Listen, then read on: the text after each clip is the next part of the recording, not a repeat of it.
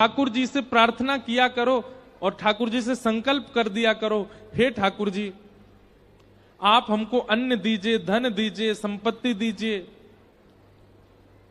इन सबका दशांश आपकी सेवा में लगाया करूंगा, बाकियों से अपने घर परिवार का पोषण करूंगा।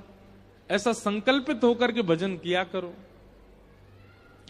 भजन कभी संकल्प से नहीं होता।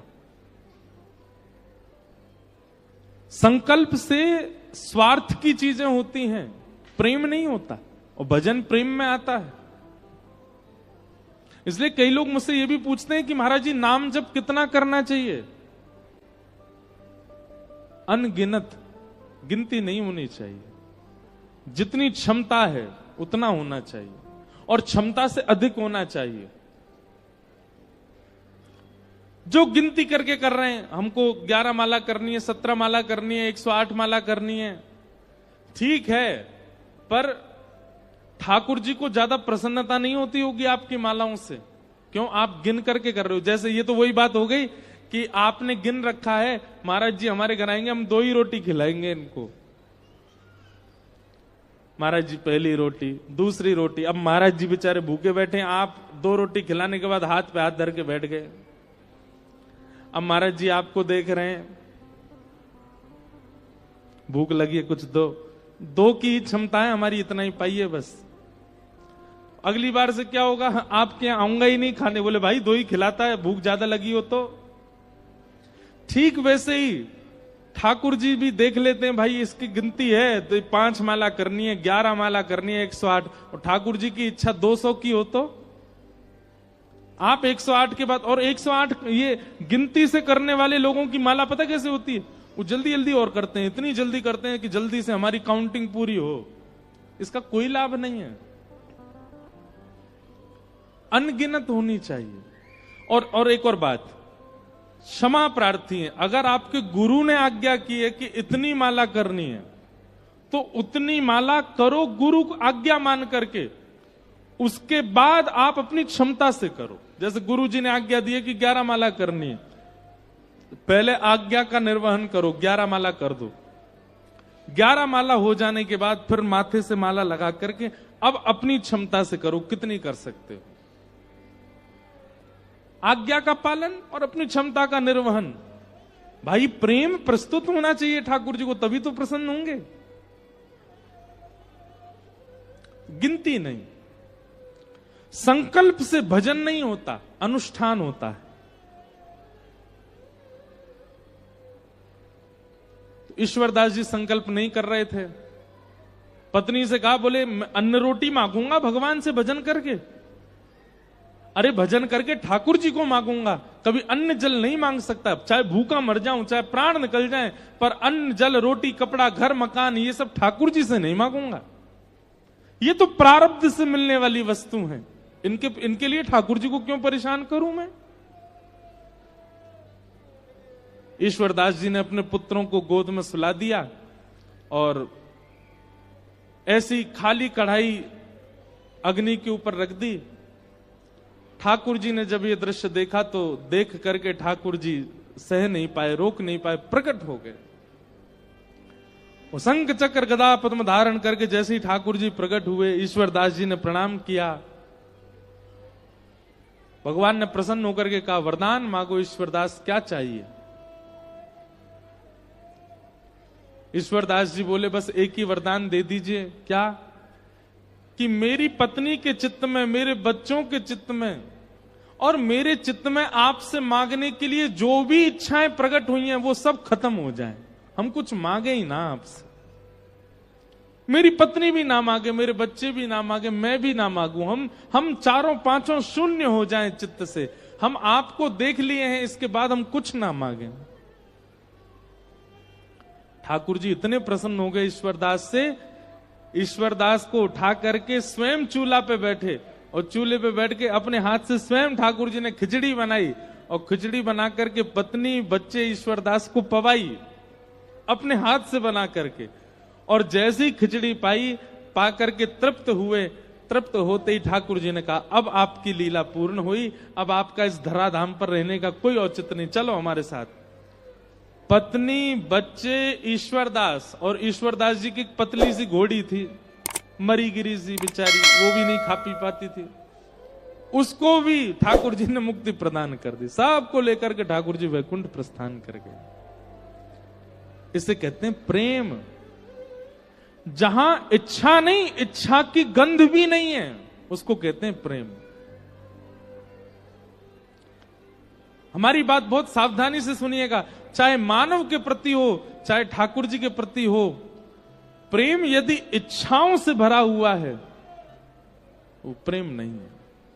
कहां तक कहें, दर्शन की भी इच्छा, यह भी एक स्वार्थ है, यह भी प्रेम नहीं है। कोई इच्छा नहीं होती।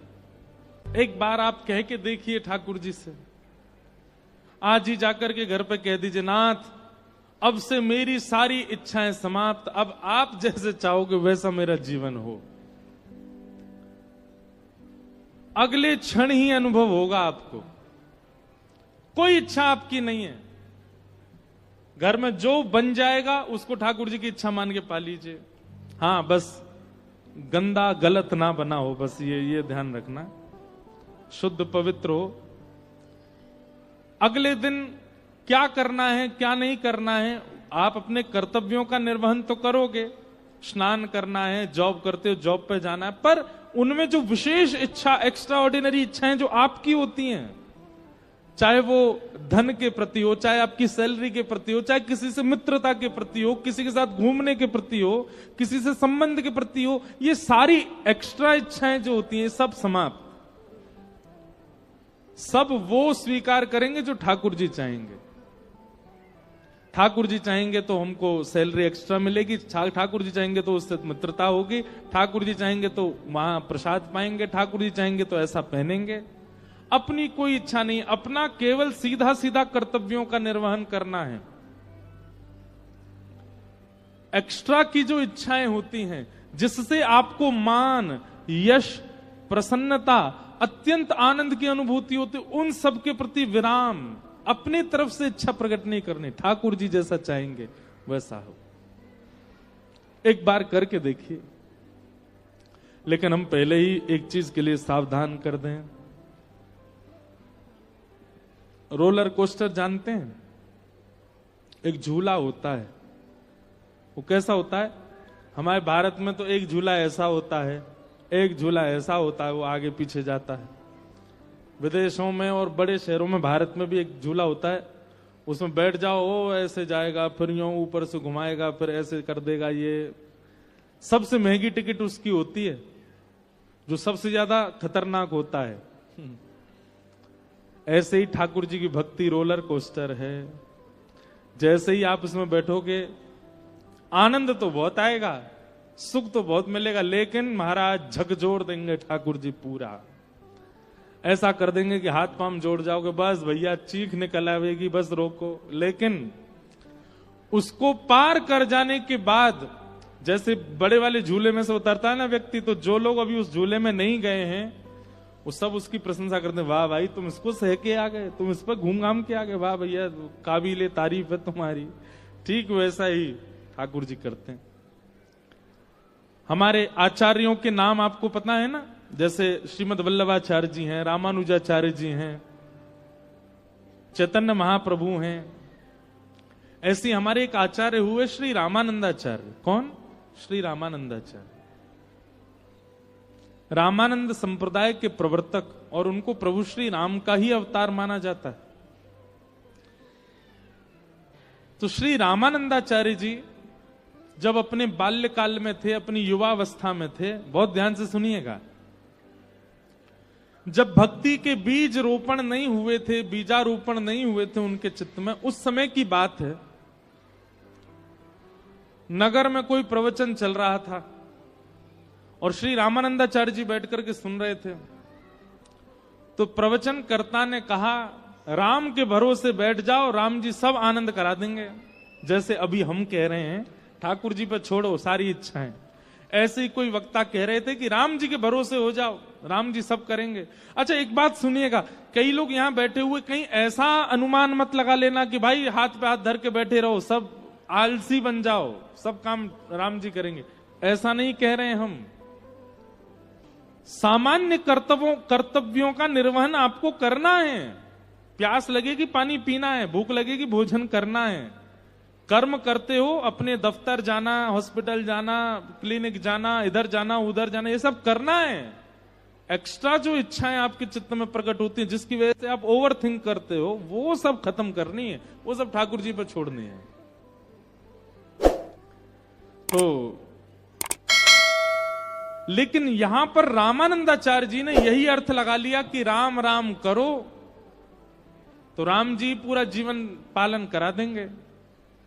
तो रामानंदाचार्य जी ने जाकर के उन व्यास जी से कहा, बोले भगवान आप व्यास मंच पर बैठे हैं, हम आपसे कुछ कह तो नहीं सकते, आपकी सारी बातें स्वीकार्य हैं, पर आप कह रहे हैं राम जी के भरोसे बैठ जाओ, राम जी रोटी खवा देंगे क्या? तो व्यास जी थोड़े से क्रोध में आ गए, और क्रोध में आके उन्होंने कहा, हां अगर राम जी के बस में आ जाए तो राम जी रोटी भी खवा देंगे, तुमको कोई कुछ नहीं करना पड़ेगा, राम राम जपो बस, राम जी रोटी भी खवा देंगे। रामानंदाचार्य जी ने सारे गांव के लोगों को बुलाया, भैया देखो हमारी बात सुनो, मैं अपने गांव से कोसों दूर एकांत एक अज्ञात स्थान पर जा रहा हूं, ना रोटी लेके जाऊंगा ना दाल, कुछ नहीं लेके जाऊंगा अपने साथ, केवल राम राम जपूंगा। 24 घंटे के अंदर अगर राम जी ने मुझको रोटी खवा दी तो मैं स्वयं आप सबके सामने वचन लेता हूं कि जीवन भर राम नाम और प्रभु श्री राम का गुलाम बन के रहूंगा। लेकिन शर्त यह 24 घंटा में रोटी राम जी खिला जाएं, मैं कोई प्रयास नहीं करूंगा, मैं केवल राम राम जपूंगा। अज्ञात जगह जाऊंगा ताकि कोई परिचित पहुंच ना जाए, कहीं व्यास जी पहुंच ना जाए, कोई व्यवस्था मेरे लिए भोजन की ना कर दे, इसलिए अपरिचित अज्ञात जगह जाकर के राम राम जपूंगा। रामानंदाचार्य जी चले गए और कहीं दूर पहाड़ों के पास नदी के किनारे पहुंचे, वहां पर एक विशाल वट का वृक्ष था, उस वृक्ष के घने वृक्ष के अंदर चले गए, ऊपर बैठ गए ऊपर, और ऊपर बैठ करके राम राम राम राम राम राम राम राम राम जपने लगे। जपते जपते थोड़े ही घंटे बीते, इतने में ही कोई तीर्थ यात्री आए, और तीर्थ यात्रियों ने आकर के नदी में स्नान किया, स्नान आदि करके अपना झोला वोला रखा था, झोला खोला, वस्त्रादि पहने दूसरे, और कहा भैया बहुत भूख लगी है, वो पिछले गांव से कुछ प्रसादी लेकर के आए हैं, उसको पालें, यहीं पे फिर आगे चलेंगे। और उन तीर्थ यात्रियों ने प्रसाद खोला, उसमें पूड़ी सब्जी गुलाब जामुन आदि सब गांव के लोगों ने जो प्रसाद दिया वो सब था। प्रसाद खोल के सामने रखा ही था, इतने में ही एक डाकू आ गया, और डाकू अपनी सेना के साथ आया, आकर के बोला इन सबको बंदी बनाओ, इनके पास जो कुछ हो सब कुछ लूट ले चलो।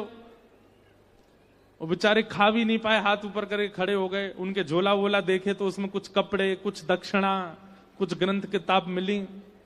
डाकुओं ने बोला सब हरण कर लो। तभी एक सिपाही बोला, बोल महाराज 56 भोग भी है, आपकी आज्ञा हो तो पालें, बढ़िया गुलाब जामुन पूड़ी सब्जी सब दिख रही है। डाकू बोला हाँ हाँ बैठो, सब लोग उड़ाना शुरू करो। अब सब लोग जैसे ही बैठे, इतने में ही पाते ही पता नहीं क्या हुआ, वो डाकुओं का सरदार था, बोले रुको रुको रुको, 1 मिनट थोड़ा जांच कर लो कि ये प्रसाद में कहीं जहर तो नहीं है। आसपास सब टटोलने लगे, व्यवस्थित तो है ना, कहीं ऐसा तो नहीं हमको मारने के लिए किसी ने षड्यंत्र किया हो। उन लोगों की जांच करी, हट पूर्वक पूछने लगे। उन लोगों ने कहा नहीं नहीं महाराज कुछ नहीं है, पास के गांव से लाए, आप लोग प्रेम से पाओ। डाकू बोला नहीं नहीं मुझे तो कुछ गड़बड़ लगती है। उसने जैसे ही ऊपर देखा पेड़ पर, वहां रामानंदाचार्य जी बैठे राम राम कर रहे थे, राम राम राम राम, नीचे देख रहे थे। डाकू बोला मिल गया, षड्यंत्रकारी मिल गया, इसको नीचे उतार के लाओ। नीचे उतार करके लाए। रामानंदाचार्य जी ने हाथ जोड़े, राम राम राम राम राम चल रहा था उनका। बोले ये इसी की चाल है, ये किसी राजा का गुप्तचर है, इसने हमारे लिए विषैला भोजन यहां रखवा दिया ताकि हम लोग खाएं और खा करके हमारी मृत्यु हो जाए या हम बेहोश हो जाएं और ये पकड़ के हमको राजा के पास ले जाए। सब संग के बोले हाँ यही लग रहा। बोले अब एक काम करो, इसको हाथ पैर बांधो, इसका मुंह खोल के इसी को खिलाओ, जितनी सामग्री सब इसके मुंह में डालो। 2 सिपाहियों ने पांव बांध दिए, 2 ने हाथ बांध दिए। राम राम राम राम कीर्तन चल रहा था रामानंदाचार्य जी का। डाकुओं ने मुंह पकड़ा, जबरदस्ती खोला, और जबरदस्ती खोल करके ये ले गुलाब जामुन खा। जैसे ही मुख में डाला, रामानंदाचार्य जी के आंसू आ गए। बोले भैया राम नाम खिलाता नहीं है, जबरदस्ती हाथ पांव बांध के खिलाता है, ये राम नाम का प्रभाव है। महाराज रोटी सब्जी गुलाब जामुन पकौड़ी कचौड़ी रायता सब खवा दिया उनको। पेट बिल्कुल तर हो गया। अब वो प्रसाद तो था 10-5 लोगों का, अकेले रामानंदाचार्य जी बेचारे कितना पाए। खाते खाते खाते नर भर गया पूरा। तब डाकू के जो लोग थे उन्होंने कहा महाराज जी थोड़ा देख तो लीजिए, अगर ये जीवित रह जाए, इसको कुछ ना हो तो बचा हुआ हम पालेंगे। थोड़ी देर बाद देखा रामानंदाचार्य जी को कुछ नहीं हुआ, तो बाकियों ने भी पाया। हाथ पांव खोले, हे भाई जब तेने कोई षड्यंत्र नहीं किया था तो ऊपर क्यों बैठा था तू? बोले अब मैं क्या बताऊं मैं क्यों बैठा था। मैं राम नाम के ऊपर अधीन होके बैठा था कि अगर राम नाम में सामर्थ्य होगी तो मुझे बिना प्रयास के भोजन मिलेगा, और मुझे आप लोगों ने पवा दिया। उसी क्षण रामानंदाचार्य जी आए और आकर के उन्होंने पूरा जीवन राम नाम को अर्पित कर दिया। आगे चल के आप परम विद्वान हुए, परम वेदज्ञ हुए, परम ज्ञानी हुए, और श्री रामानंद संप्रदाय के प्रवर्तक हुए श्री रामानंदाचार्य जी। अगर भैया जिद में आ जाओगे कि राम नाम में सामर्थ्य है तो राम नाम पवा दे, तो राम नाम इतनी सामर्थ्य भी रखता है कि आपको पवा भी देगा। पर इस कथा को सुनने के बाद अगर कोई जाके यूं कहेगा कि भाई अब मुझे भी राम जी जैसे उनको पवाए वैसे तो नहीं पवाएगा राम नाम। प्रेम हो आपके चित्त में, आपका स्वभाव मधुर हो ठाकुर जी के प्रति, आपने खूब समय व्यतीत किया है ठाकुर जी के भजन में, तो यह भी संभव है कि केवल नाम जप से आपका पोषण हो जाएगा। हम तो कहते हैं हमारा तो पोषण, हमारा तो आनंद, चाहे हम हवा में हवाई जहाज में घूम रहे हैं, चाहे हम ट्रेन में घूम रहे हैं, चाहे हम बड़ी गाड़ियों में घूम रहे हैं, चाहे हम झोपड़ी में सो रहे हैं, चाहे हम महलों में रह रहे हैं, सब कथा की कृपा, केवल भगवान नाम की कृपा है। भगवान नाम और भगवत कथा का ये सामर्थ्य है। इसलिए भैया अहेतु की भक्ति किसे कहते हैं? स्वेच्छा कुछ नहीं है, सारी इच्छाएं ठाकुर जी पर छोड़ दो। अहेतु क्या प्रतिहता ययात्मा संप्रषेदति। इस प्रकार भागवत जी का प्रारंभ श्री सूत जी महाराज सौनकादि ऋषियों के मध्य कर रहे हैं। आगे भागवत जी की रचना का विषय बताया गया। वेदव्यास जी महाराज ने ब्रह्म नदी सरस्वती के तट पर भागवत जी की रचना की, और श्री वेदव्यास जी महाराज ने यही भागवत की कथा अपने पुत्र सुखदेव जी को प्रदान की। सुखदेव जी ने यही भागवत की कथा सबसे पहले राजा परीक्षित को सुनाई। राजा परीक्षित के विषय में प्रश्न किया गया कि राजा परीक्षित कौन है, इनके बारे में हमें बताओ। तो यहां से महाभारत का प्रसंग आता है। यदा मृधे कौरव संजयानाम वीरे स्वथो वीर गतिम गतेषु ब्रको दरा विग्ध गदा विमर्श भृगनोरुदंडे धृतराष्ट्र पुत्रे। बहुत सावधानी से सुनो। महाभारत का युद्ध अपने अंतिम पड़ाव पर चल रहा था, और तभी भीम ने दुर्योधन की जंघा पर प्रहार करके अपनी गदा का दुर्योधन को गिरा दिया, और महाभारत का युद्ध पांडव जीत गए। पांडवों के पक्ष में जैसी विजय आई, दुर्योधन बदले की आग में जगने लगा। बंधुओं, ये बदला लेने की इच्छा किसको होती है? ईर्ष्यालु व्यक्ति को ही होती है। बहुत ध्यान से सुनिएगा। हमारे हिंदू वैदिक सनातन धर्म में बदला नहीं लिया जाता, टिट फॉर टैट नहीं होता, जैसी करनी वैसी भरनी नहीं होती। हमारे हिंदू वैदिक सनातन धर्म में व्यक्ति बदला नहीं लेते हैं, प्रकृति बदला लेती है।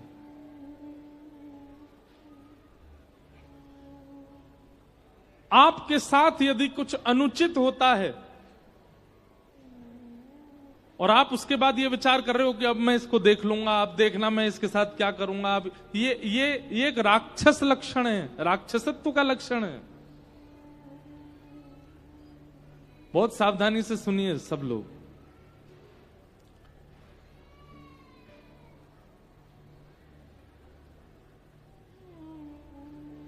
ये राक्षसत्व का लक्षण है। क्यों?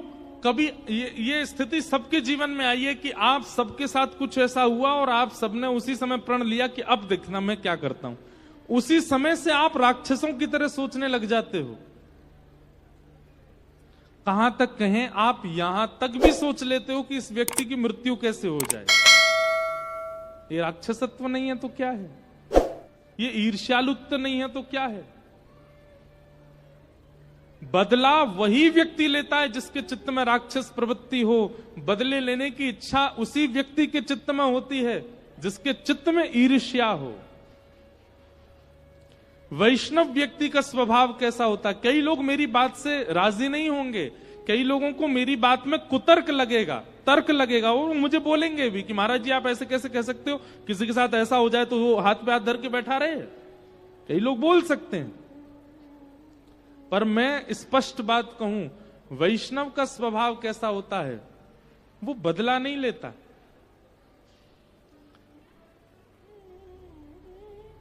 घटी हुई घटना पर भगवद इच्छा मानता है और भगवद इच्छा मान करके उसको जो भोगना है वो प्रकृति पर छोड़ देता है।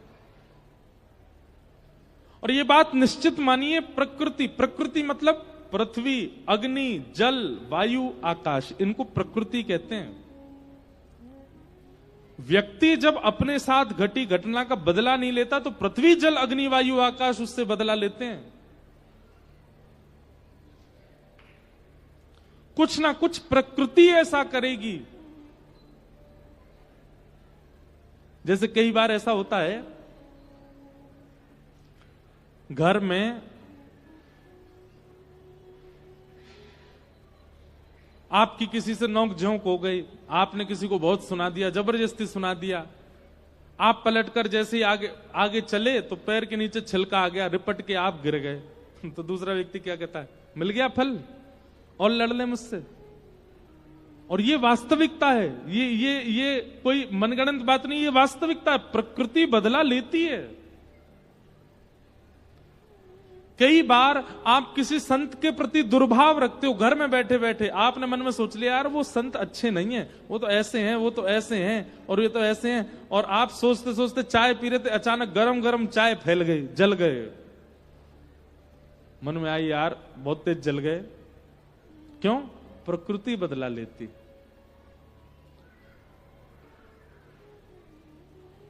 हमारे यहां घटी हुई घटना पर ठाकुर जी के सामने निवेदन कर दिया जाता है, नाथ मेरे साथ ऐसा हुआ, नाथ मेरे साथ ऐसा किया गया। अगर मैंने पूर्व में अपराध किया है तो मैं इसको भोगने के लिए तैयार हूं, लेकिन यदि मेरा कोई अपराध नहीं है तो आप दृष्टि रखिएगा। फिर ठाकुर जी कमान उठाते हैं। अगर किसी व्यक्ति ने जबरदस्ती आपको प्रताड़ित किया है, आपकी बिना गलती पर भी आपको कष्ट दिया है, ठाकुर जी छोड़ेंगे नहीं उसको, प्रकृति छोड़ेगी नहीं उसको। बस आप बदला मत लेना। और बंधुओं, कई घटनाएं ऐसी होती हैं, जैसे कि बालकों के साथ दुर्व्यवहार, महिलाओं के साथ दुर्व्यवहार, ये घटना नहीं है, ये तो अपराध है, ये तो पाप है, ये तो जघन्य पाप है।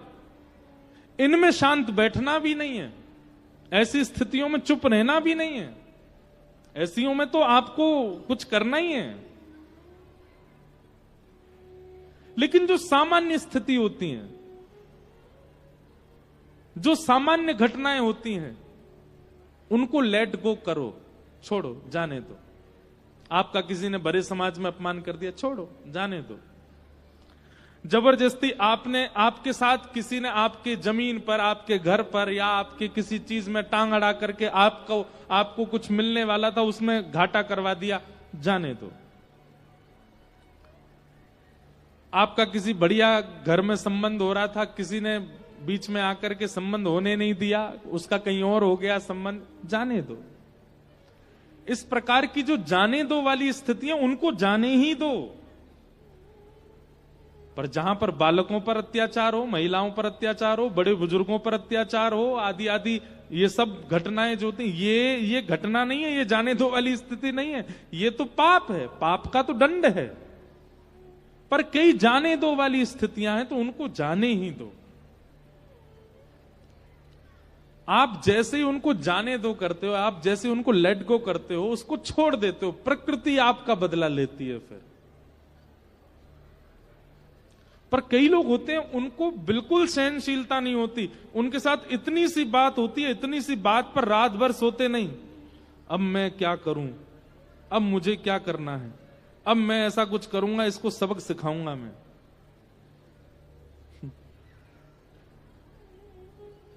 ये सबक सिखाने वाली स्थिति राक्षसों की होती है, मानवों की नहीं।